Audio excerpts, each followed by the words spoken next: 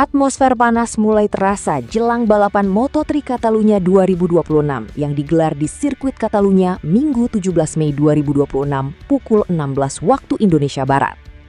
Persaingan ketat di grid depan hingga peluang kejutan dari para rider muda membuat race kali ini diprediksi menjadi salah satu balapan paling sengit musim ini. Start dari urutan 20, pebalap Indonesia, Veda Ega Pratama menutup balapan Moto3 Catalunya 2026 di posisi 8. Sirkuit Barcelona Catalunya jadi arena balapan utama Moto3 Catalunya 2026 Minggu 17 Mei 2026. Maximo Quiles, CFM Moto Gaviota Aspar Team, muncul sebagai pebalap yang paling cepat melalui garis finish. Ia diikuti oleh Alvaro Carpe, Red Bull KTM Ajo, dan David Munoz, Liqui Moly Dynavolt Intech GP yang melengkapi susunan podium. Sementara itu, wakil Indonesia, Veda Ega Pratama, yang membalap untuk Honda Team Asia, finish di posisi ke-8. Veda Ega Pratama berhasil naik 12 posisi setelah start dari peringkat 20. Veda start dari 20. Sejatinya, menurut hasil kualifikasi Moto3 Catalunya 2026, Veda semestinya memulai balapan dari urutan 21. Namun, ia naik satu posisi setelah penalti diberikan kepada Casey O'Gorman. Start cukup menjanjikan diukir oleh pebalap asal Gunung Kidul, Yogyakarta tersebut. Veda merangkak naik ke posisi 12 usai start. Memasuki lap ketiga, Veda Ega Pratama ke peringkat 11. Ia tetap berada di posisi 9 ketika balapan Moto3 Catalunya 2026 tinggal menyisakan 8 putaran. Veda Ega Pratama berjarak 0,702 detik dengan pebalap di depannya, Maximo Quiles. Memasuki 6 lap penghabisan, Veda Ega Pratama turun 2 posisi ke urutan 11. Sementara posisi pertama diduduki oleh pebalap Liqui Moly Dynavolt Intech GP, David Almansa. Almansa dibayangi oleh rekan setimnya, David Munoz. Pada lap ke-14, gap mulai tercipta antara 10 pebalap terdepan dengan posisi 11 yang ditempati Veda. Veda Ega berjarak 1,142 detik dengan Casey O'Gorman yang menempati urutan 10. Saling menyalip lantas sering terjadi di antara 10 pebalap terdepan ketika balapan tinggal menyisakan 3 putaran. Pada lap ke-17, petaka dialami Jesus Rios yang terjatuh. Karena itu, posisi Veda Ega Pratama pun ikutan naik ke peringkat ke-9. Memasuki lap terakhir, Veda Ega Pratama memperbaiki posisinya di urutan 8. Meski harus diasapi Hakim Danish yang finish tepat di depan Veda, namun hasil ini tetaplah membanggakan. Start dari P20 dan melakukan 12 overtake. Sedangkan Hakim Danish yang startnya jauh di depan Veda justru gagal memanfaatkan untuk meraih podium. Tentu kita bisa menilai sendiri bagaimana kualitas kedua pembalap Asia ini. Banyak pengamat menyebut jika Veda start di posisi Hakim Danish, maka podium bukan hal yang mustahil jika melihat performa Veda saat ini.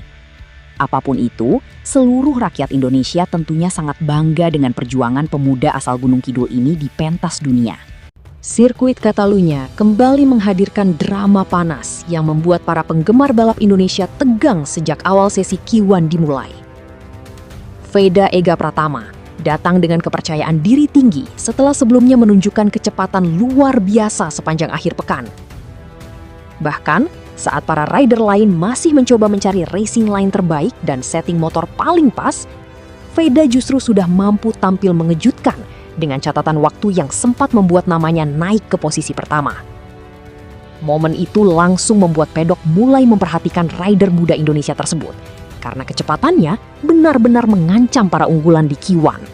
Namun, situasi mulai berubah ketika Veda memutuskan masuk kembali ke pit usai melakukan push lap yang cukup agresif.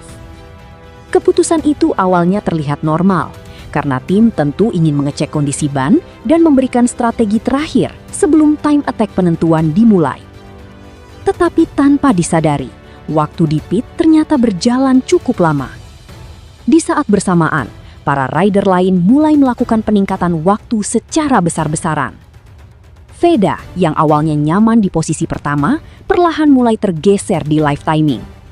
Dari posisi 1 turun ke posisi 2, lalu turun lagi ke posisi 3, hingga akhirnya berada di posisi 4. Situasi itu langsung membuat tekanan datang sangat cepat. Begitu melihat layar live timing terus berubah, Veda terlihat langsung bersiap meninggalkan pit dengan sangat buru-buru.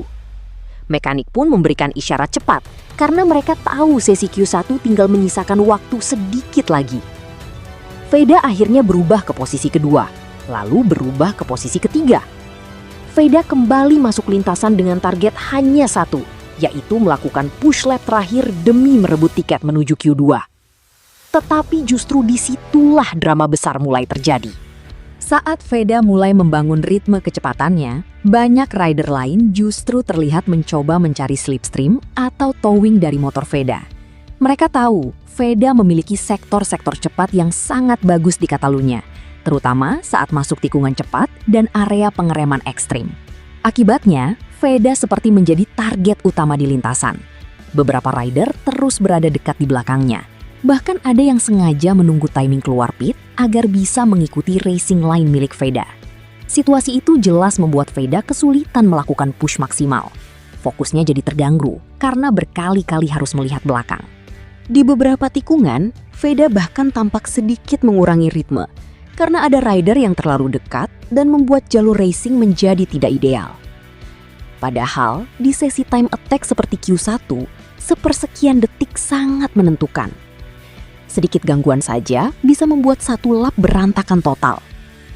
Penonton yang melihat onboard kamera Veda pasti bisa merasakan betapa sulitnya kondisi saat itu. Veda sebenarnya punya kecepatan untuk masuk ke posisi aman menuju Q2. Tetapi keadaan lintasan benar-benar kacau.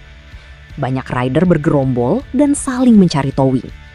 Bahkan, beberapa rider terlihat seperti sengaja memperlambat motor di sektor tertentu hanya demi mendapatkan slipstream terbaik.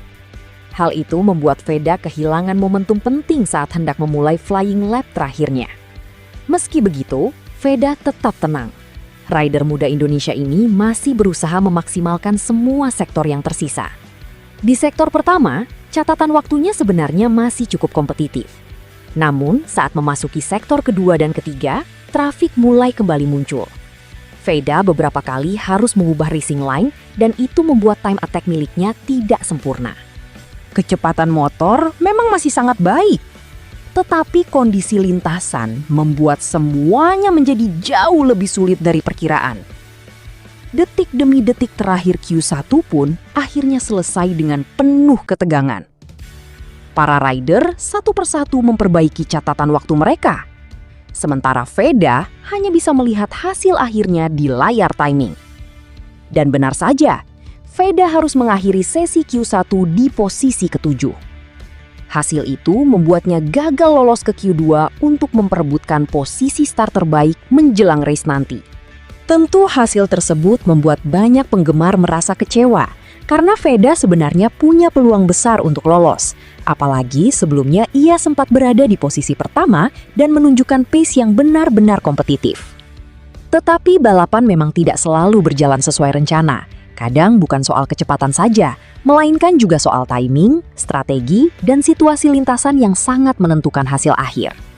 Walaupun gagal ke Q2 dan harus start jauh dari belakang di posisi 21, hal itu justru membuat banyak orang semakin penasaran dengan aksi Veda saat race nanti. Karena jika melihat performanya sepanjang akhir pekan, Veda punya modal kuat untuk melakukan comeback besar.